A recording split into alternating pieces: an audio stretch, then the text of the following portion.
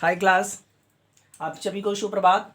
आइए कक्षा 9 की जो हम कबीरदास जी का साखी पढ़ रहे हैं उसमें 10 साखियों को 10 पंक्तियों को मैंने उनको पढ़ा दिया है और आज 11वें पंक्ति से हम शुरुआत करने जा रहे हैं। चलिए 11वां पंक्ति देखते हैं। कबीरदास ने इसमें लिखा कि कबीरा कहा गरीबियो ऊंचे देखी आवास, काली परायो भाव लौटड़ा ऊपर जामे घास। कबीरदास जी ने इस पंक्ति में संसार की नाश्वरता की ओर ध्यान खींचते हुए कहते हैं कि मनुष्य जो है अपने को उच्च स्थान पर पाकर गर्व करता है, लेकिन उसे गर्व नहीं करना चाहिए। ठीक है, इसी चीज़ के बारे में कबीरदास जी ने कहा बताया है। पंत में कहते हैं कि कबीरा कहा गरीबयो ऊंचे देखी आवास, काली परायो भाव लोटड़ा ऊपर जामे घास। कबीरदास जी ने कहा है कि ने नाश्वरता की ओर, उसकी मूर्खता की ओर ध्यान खींचते हुए कहते हैं कि हे मनुष्य, तुम अपने को इस संसार में ऊंचे स्थान पर पाकर क्यों गर्व करते हो? क्यों गर्व करते हो? तुम्हें भी एक दिन इस मिट्टी में मिल जाना है, क्यों गर्व करते हो? जबकि ये सत्य है कि आज का मनुष्य अगर किसी अपने को किसी उच्च स्थान प्राप्त कर लेता है तो सच में उसके अंदर अहंकार आ ही जाती है। इस अहंकार की बात सुन करके तो एक पंक्ति याद आती है मुझे कि कनक कनक ते 100 गुना माद कता अधिकार, सो पाए बौराए जग खाए बौराए। है ना? देखिए इसमें कनक कनक दो बार है। कनक, एक कनक का मतलब सोना हो तो एक कनक का मतलब धतूरा। कवि ने इसमें बताया है कि अगर मनुष्य कनक, चाहे धतूरा समझिए, यानी एक कनक का मतलब धतूरा होता है, एक कनक का मतलब सोना होता है। अगर मनुष्य धतूरा खा लेता है तो वह पागल हो जाता है, और अगर मनुष्य धन अधिक प्राप्त कर लेता है, अधिक सोना प्राप्त कर लेता है तो भी वह पागल हो जाता है। यानी दोनों माध्यमों में वह पागल हो जाता है, वो अपने आप को कंट्रोल नहीं कर पाता। ठीक उसी प्रकार से अगर मनुष्य, आज का मनुष्य अगर अपने को उच्च स्थान प्राप्त कर लेता है तो उसके अंदर अहंकार आ जाती है। तो कबीरदास जी ने कहा है कि हे मनुष्य, तुम इस संसार में अपने उच्च स्थान प्राप्त कर क्यों गर्व करते हो? यह सारा संसार नाश्वर है, किसी काम के लायक नहीं है। आज तुम्हारा तो कल किसी और का, परसों किसी और का होगा, फिर क्यों गर्व करते हो? एक दिन यह सारा वैभव जिस पर तुम घमंड करते हो, जिस पर तुम इतना अहंकार करते हो, एक दिन यह सारा नष्ट होकर धूल में मिल जाएगा। तुम भी इस धूल में मिल जाओगे, मिट जाओगे, और उस पर घास जम जाएगी। तुम्हारा बिल्कुल अस्तित्व ही मिट जाएगा, अस्तित्व ही खत्म हो जाएगा। तुम अपने आप को इस संसार में कहीं ढूंढ नहीं पाओगे।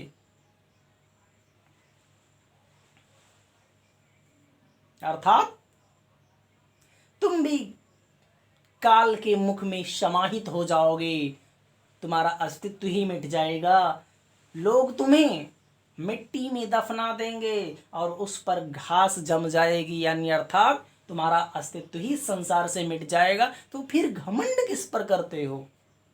इस छोटी सी मोह माया पर। हे मानव, तुम्हें घमंड नहीं करना चाहिए। इस पंक्ति में अलंकार जो है उपमा है और अनुप्रास है, रस जो है शांत है, भाषा जो है सदुक्कड़ी है। आइए 12वां पंक्ति देखते हैं। 12वें पंक्ति में कबीरदास जी ने लिखा है, यह ऐसा संसार है जैसे सैंबल फूल, दिन दस के व्यवहार को झूठे रंग न भूल। देखिए कबीरदास जी इस पंक्ति के माध्यम से बताना चाहते हैं, कहना चाहते हैं कि कबीरदास जी ने संसार को सेमल का फूल बताते हुए अल्पकालीन यानी थोड़े समय की सांसारिक रंगिनियों में ना फंसने का उपदेश दिया है। इस पंक्ति के माध्यम से मानव को उपदेश देना चाहते हैं कि संसार की इन कम समय की, थोड़े समय की जो अल्पकालीन रंगनियां हैं उसमें नहीं फंसना चाहिए। देखिए लिखा इन्होंने कि यह वैसा संसार है जैसे सैंपल फूल, दिन दस के व्यवहार को झूठे रंग न भूल। कबीरदास जी ने कहा है कि यह संसार सेमल के फूल की भांति सुंदर और आकर्षक तो है, सुंदर भी है, आकर्षक भी है। जैसे संबल का फूल होता है, सुंदर भी होता है, आकर्षक भी होता है, ठीक यह संसार भी सुंदर भी है, आकर्षक भी है, लेकिन उसमें सुगंध नहीं है, सुगंध नहीं है, गंध नहीं है। जिस प्रकार से तोता सेमल के फूल पर मुग्ध होकर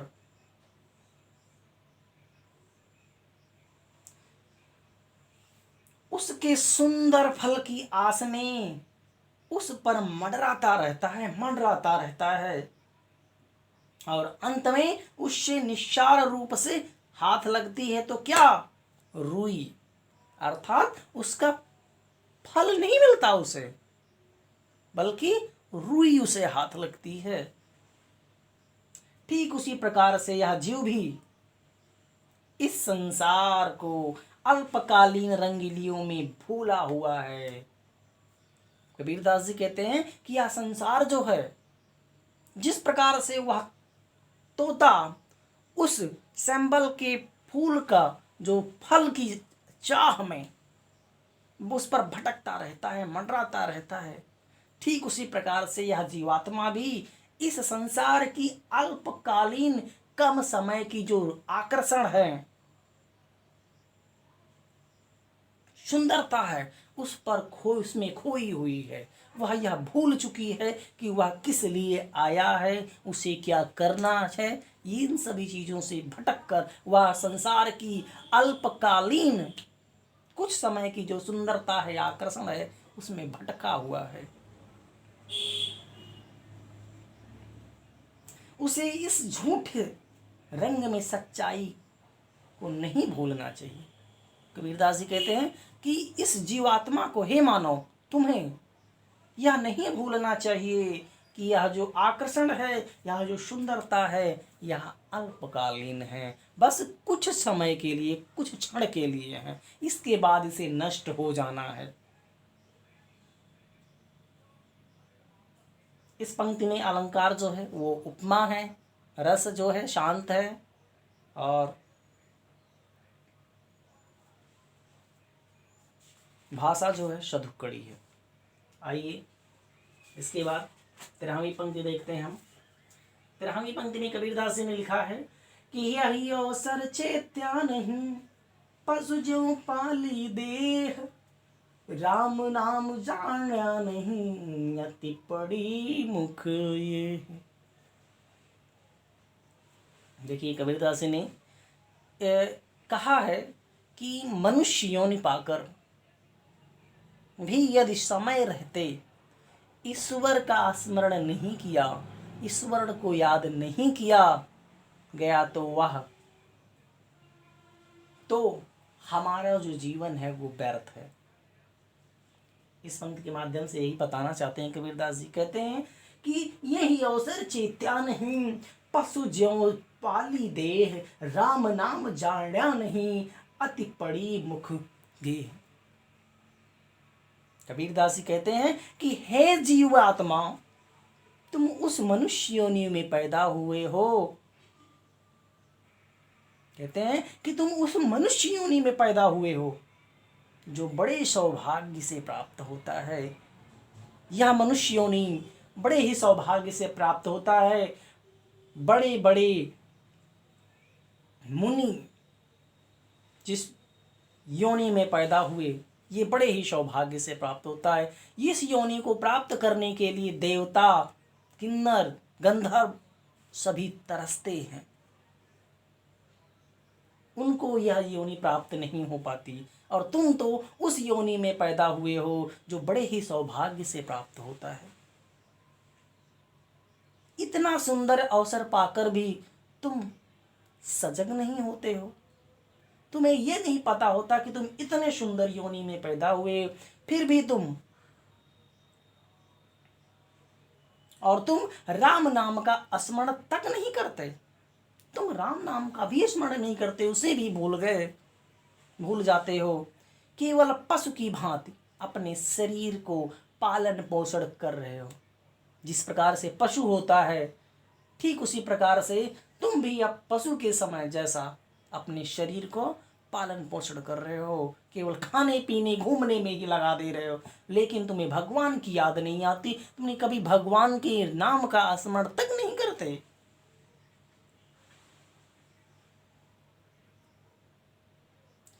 यह समझ लो कि ये यदि समय रहते तुमने राम का नाम का स्मरण नहीं किया तो अंत में मिट्टी में ही मिलना होगा, अंत में मिट्टी में ही मिलना होगा। इसलिए समय रहते हुए राम नाम का स्मरण कर लो, जिससे तुम्हारा बेड़ा पार हो जाएगा, भवसागर पार हो जाएगा। कबीरदास जी ने कि इस पंक्ति में जो अलंकार है, पशु ज्यों पाली देह में, उपमा अलंकार है, और राम नाम में अनुप्रास अलंकार है। भाषा जो है सधुकड़ी है। आइए अगली पंक्ति देखते हैं, 14वीं पंक्ति। 14वीं पंक्ति में लिखा है, यह तन काचा कुंभ का लिया फिर था साथी, ढबका लागा फूट गया, कछु न आया हाथी। देखिए बड़ी अच्छी बात लिखा है कबीरदास जी ने। कबीरदास जी ने कहा है, शरीर की नाश्वरता का वर्णन किया है इसमें। शरीर की नाश्वरता, झूठी की, जो झूठी की देख साख सज्जा होती है शरीर की, जिस पर लोग घमंड करते हैं, प्राउड करते हैं, उन्हीं के बारे में इसमें वर्णन किया है। इस पंक्ति के माध्यम से कहते हैं कि यह तन काचा कुंभ का लिया फिर था साथी, ढबका लागा फूटी गया, कछु ना आया हाथी। देखिए कबीरदास जी ने कहा कि यह शरीर मिट्टी के कच्चे घड़े के समान है। यानी मिट्टी के कच्चे घड़ा, जिस प्रकार से कुम्हार जो होता है मिट्टी का कच्चा घड़ा बनाता है, ठीक उसी प्रकार से यह हमारा जो शरीर है मिट्टी के कच्चे घड़े के समान होता है, जिसे तुम बड़े अहंकार के साथ सबको दिखलाने के लिए साथ लिए घूमते हो, जिसको दिखलाने के लिए अच्छी खासी बॉडी, अच्छी खासी शरीर, साज, सुंदरता, तमाम की अनावश्यक वस्तुओं को लिए लोगों को दिखाने के लिए, अपने दिखाने के लिए तुम लिए अपने साथ घूमते हो, किंतु एक ही धक्का लगने से या टूट कर चूर चूर हो जाएगा। यानी जब काल का एक धक्का अगर इस पर लग गया, इस कच्चे मिट्टी के घड़े पर अगर काल का एक धक्का लग गया तो शरीर नष्ट हो जाएगा और यह मिट्टी में मिल जाएगा, फिर यह शरीर किसी काम का नहीं रह जाएगा। तो अर्थात कबीरदास इस पंक्ति के माध्यम से बताना चाहते हैं कि इस शरीर की बनावटी साज सज्जा पे ध्यान ना रख के, बल्कि हमें ईश्वर के, भगवान के का स्मरण करना चाहिए, ना कि इस शरीर की नाश्वरता को ध्यान में करना चाहिए। इस पंक्ति में अलंकार जो है रूपक और अनुप्रास है। दोहा, यह दोहा है कबीरदास जी का, और इसकी जो रस है वो शांत है, भाषा जो है सदुक्कड़ी है। आइए 15वीं पंक्ति देखते हैं, जो कि अंतिम पंक्ति है। कबीरदास जी ने इस पंक्ति में लिखा है कि कबीरा कहाँ गरीबियो देहि देखी सुरंग, बिछड़िया मिलबो नहीं ज्यों का चली भुजंग। कबीरदास जी ने कहा कि देह के प्रति मनुष्य को मोह गहन होता है, बहुत अधिक होता है। इसी मोह के प्रति मनुष्य को सावधान किया है कि इस शरीर का, इस देह का मोह नहीं करना चाहिए। लिखा है कि कबीरा कहा गरीबियो देहि देखि सुरंग, बिछोड़िया मिली बो नहीं ज्यों का चली भुजंग। कबीरदास कहते हैं कि तुम अपने शरीर की सुंदरता पर इतना क्यों घमंड करते हो। हे मानव, इस शरीर की सुंदरता पर, इस शरीर की बनावट पर, इस ढांचे पर जो तुम्हारा कुछ क्षण के लिए है, इस पर क्यों घमंड करते हो, इसकी सुंदरता पर क्यों घमंड करते हो। तुम्हारा यह घमंड सर्वथा व्यर्थ है, इसमें कोई को लाभ नहीं है, तुम व्यर्थ के घमंड करते हो। मरने के पश्चात फिर यह शरीर ठीक उसी प्रकार तुम्हें नहीं मिलेगी जिस प्रकार केचुले, केचुल समझते सांप, केचुले को एक बार छोड़ देने के पश्चात, केचुल जो होता है, सांप का जो केचुल होता है, वो उसके शरीर से, उसका यानी उसको ऊपरी वाला आवरण जो होता है, एक बार हट जाने के बाद पुनः दोबारा उस सर्प को उसके केचुल का आवरण नहीं मिलता। ठीक उसी प्रकार से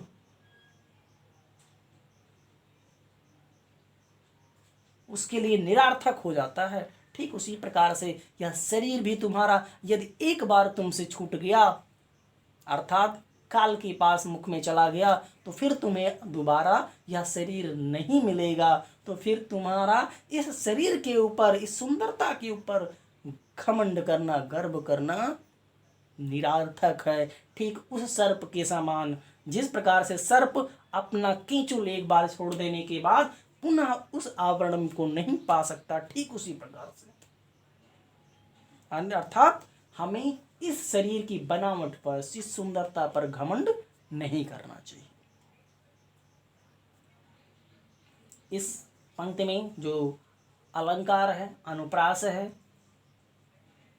देखिए इसमें दो और उपमा भी है, दो चीजें। कबीरा कहा दे ही देख में अनुप्रास, बिछोड़िया भंग यानी बिछोड़िया मिलबो नहीं ज्यों का चली भुजंग, इसमें आपको उपमा अलंकार मिलेगा। भाषा जो है सदुक्कड़ी है, रस जो है शांत है। आज इस पाठ की समाप्ति हुई, जो कबीरदास जी का था, साखी था। अब हम आपको इस चैप्टर के बारे में लिखाएंगे, और जो कि आपको नोट्स के द्वारा हम आपको देंगे। मुझे आशा है आप ये वीडियो देखेंगे, आपको समझ में आएगा, और वीडियो देखने के बाद आपको कैसा लगा, समझ में आया, इस चीज़ का रिप्लाई हमें ज़रूर दें। धन्यवाद।